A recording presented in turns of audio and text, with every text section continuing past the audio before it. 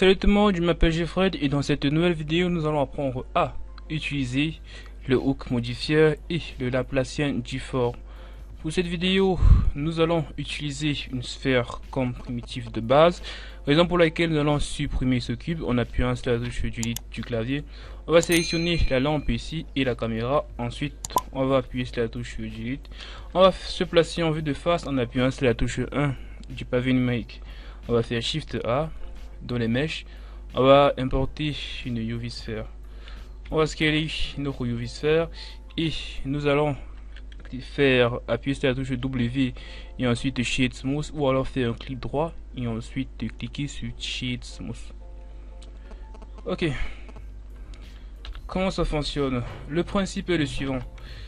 Lorsqu'en général on part en edit mode et que l'on active le mode de proportional editing ici en haut, ce monsieur a pour effet que lorsque on va déplacer le vertice qui a été sélectionné, il va déplacer automatiquement les autres vertices qui se retrouvent tout autour. Là, c'est le fonctionnement fusionné du hook modifier et du Laplacien difforme, alors qu'un hook modifier permet de déplacer uniquement le vertice qui a été sélectionné. On peut prendre l'exemple suivant. On désactive d'abord le proportional editing et là on déplace uniquement le vertice qui a été sélectionné. Là c'est l'effet du hook modifier et le déplacement sera défini par un empty. Alors cet outil même, ou alors cette fusion de ces deux modifiers est déjà présent dans Blender. Alors vous venez de le voir ici, nous avons déjà ça sur le proportional editing ici. Nous avons également ça ici dans le sculpt à travers l'outil snack hook. Vous voyez que là devant il y a hook. Si par exemple je me place en vue de face et je fais F afin de scaler, en déplaçant ici on va déplacer tout les vertices, ou alors si on peut dire de la matière qui a été sélectionnée. Tandis que ici on va faire CTRL Z, tandis que si ici on sélectionne l'outil grab qui en fait qui a pour effet de fonctionner comme le hook modifier et le Laplacien difforme. Alors là, lorsqu'il déplace, ça cherche à déplacer les vertices qui se retrouvent tout autour. Vous voyez que là ça déplace également les vertices qui sont tout autour. Si ici on appuie sur la touche F pour monter le rayon ici, vous voyez que là ça déplace également ceux qui sont tout autour. Tandis que si c'est cet outil, le snack hook, il va uniquement déplacer ce qui a été sélectionné. Vous voyez que là ça ne déplace pas trop les autres vertices. Alors on va faire CTRL Z pour tout ça et on va revenir en objet mode pour vraiment voir comment fonctionnent ces deux modifiers. Alors on va aller en vue de face et on va aller en edit mode en appuyant sur la touche tab. En edit mode, on va sélectionner les vertices que l'on veut sélectionner. Pour cela, on va sélectionner ce vertice ici. On peut faire CTRL plus afin de sélectionner les vertices qui sont tout autour. On va appuyer sur la touche CTRL H. Ici, on va cliquer sur Hook to New Object.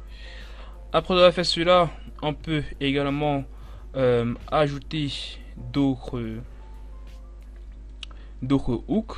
Alors ici en bas, on peut cliquer ici. On va faire CTRL plus, on va faire CTRL H et ensuite on va toujours cliquer sur Hook to Object. On peut également mettre un autre hook ici. On sélectionne ce vertice là, on fait CTRL plus, on fait CTRL H, H pour hook, et ici on va toujours cliquer sur Hook to New Object. On fait enfin ici CTRL plus, CTRL H et ensuite on clique sur Hook to New Object. Alors si on part en objet mode et on déplace cette hook là, G, vous vous rendez bien compte de qu'il déplace uniquement les vertices qui ont été sélectionnés en edit mode. Alors je vais sélectionner l'outil de déplacement ici et là vous voyez que lorsqu'il déplace, ça déplace uniquement les vertices qui ont été sélectionnés en edit mode. De même ici, c'est ce que vous disais au début de la vidéo, le hook permet uniquement de déplacer les vertices qui ont été sélectionnés. C'est comme si on partait en edit mode et ensuite on déplaçait ce vertice sans activer le proportional heating. Vous voyez que là ça c'était fait. Si je fais CTRL plus et ensuite je fais G, vous voyez que là c'est le même effet qu'on avait en objet mode. Alors ici on va faire CTRL Z plusieurs fois pour remettre ces vertices en place. Et à présent on va travailler avec, on va ajouter le Laplacien difforme. Alors on va sélectionner nos UV Sphere, on va partir en Edit Mode, on va faire CTRL H et ici on va cliquer sur Select Hook et là on va commencer par le dernier. Ensuite on va faire CTRL H, on va se prendre l'avant-dernier, CTRL H, on prend celui-ci et on fait un CTRL H, on va prendre le premier, on va faire CTRL G afin de créer, je dis CTRL G, afin de créer un groupe de vertices qui sera présent ici. On peut le renommer mais c'est pas trop nécessaire pour cette vidéo. On va retourner en objet mode. En objet mode, on va aller dans les modificateurs et vous vous rendez bien compte qu'il y a plusieurs modificateurs qui ont été ajoutés. Tout ceci, ce sont les modifieurs hook. Alors ici, on va les plier. Et enfin, on va ajouter le modificateur Laplacien difforme. Ici, il demande un vertex group. Et là, on va juste sélectionner le groupe de vertices qu'on avait précédemment créé en Edit Mode. On va cliquer ici sur Bind afin d'associer ces groupes de vertices à ces empty. Alors maintenant en objet mode, on va sélectionner cet empty qui se trouve ici en haut et on va faire un déplacement. Vous vous rendez bien compte qu'en faisant un déplacement, il déplace également les vertices qui se trouvent tout autour.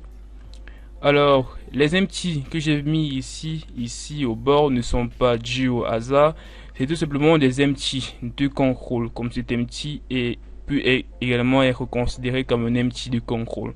Vous voyez que là, lorsque je bouge ici, ça fait l'effort de ne pas trop bouger les empty qui se retrouvent ici et ici. De même avec le déplacement de ceux-ci, ils vont faire l'effort de ne pas trop déplacer les vertices qui se retrouvent ici et ici. Vous voyez que là, en déplaçant, on influence également les autres vertices.